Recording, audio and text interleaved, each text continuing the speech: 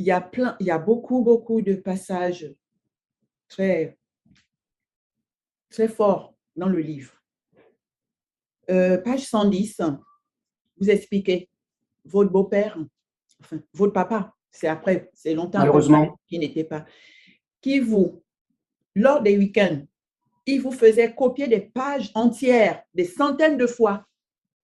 Je suis un con Ouais. qui à la table de cuisine, avec un manche à balai dans le dos pour me faire tenir droit. Vous imaginez? Bah moi, je l'imagine assez bien, ouais. Et en fait, enfin, il y a beaucoup le livre aurait dû être beaucoup plus long, mais bon, je voulais pas non plus. L'idée, c'était pas de faire pleurer Margot dans les chaumières et tout ça. Au contraire, c'était de dire, enfin, de donner des exemples de maltraitance, mais de dire, voilà, malgré tout ça, on peut quand même s'en sortir et on peut quand même vivre. Et c'est vrai que quand le soir, en fait, j'allais me coucher après ces week-ends-là, justement, c'est cette bêtise dont je vous parlais où on fait croire à un enfant en fait qu'il est bête. Eh ben, je me couchais en me disant ah bah oui, alors certainement, je dois être un con.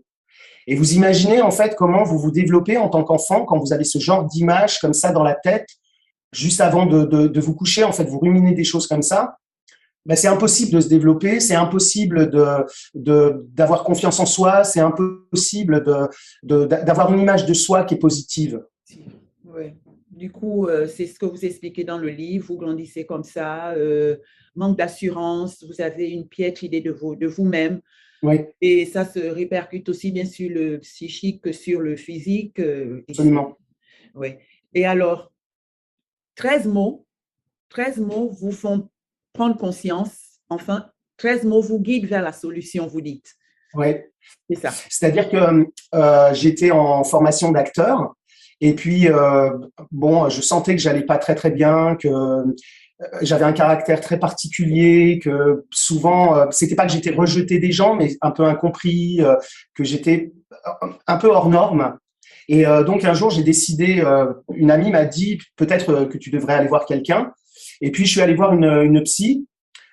J'ai fait quelques séances avec elle. Alors, je sais plus exactement combien de temps ça a duré, quelques mois. Et puis, en fait, ça me plaisait pas. Enfin, il y avait quelque chose qui ne me plaisait pas. Donc, j'ai arrêté, j'ai plus donné de nouvelles, j'y suis plus retourné. Et un jour, cette femme, elle m'a écrit un petit mot qu'elle m'a envoyé. Et sur ce petit mot, c'était marqué: Ma porte vous sera toujours ouverte le jour où vous voudrez vous confier.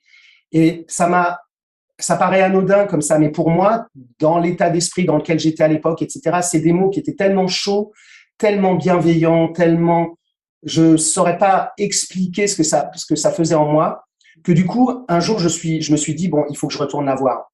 J'ai mis une demi-heure pour vous dire à quel point les traumatismes peuvent détruire une personne. J'ai mis une demi-heure à retrouver l'entrée de son immeuble parce que je ne me souvenais plus de son prénom ni de son nom, je me souvenais plus de son visage, plus de son numéro.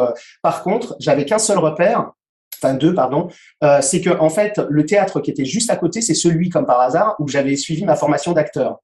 Donc, elle était deux portes plus loin, et je me souvenais d'une chose qui était quand même très particulière, c'est que quand on rentrait dans son immeuble, il y avait dans la cour intérieure comme un jardin en fait magnifique.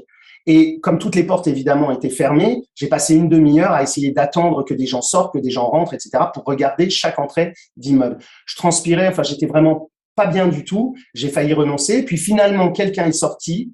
J'ai reconnu l'entrée. Je suis rentré et je suis allé voir cette dame. Et cette histoire d'analyse a duré 10 ans. Et contrairement à ce qu'on pourrait penser ou à ce qu'on m'avait dit, moi, je ne l'ai pas vécu comme une souffrance. Ça a été une grande aventure. Ça a été vraiment quelque chose. Bien sûr, il y avait des moments qui étaient douloureux pendant l'analyse, mais c'était vraiment une grande aventure, quoi, une grande aventure humaine.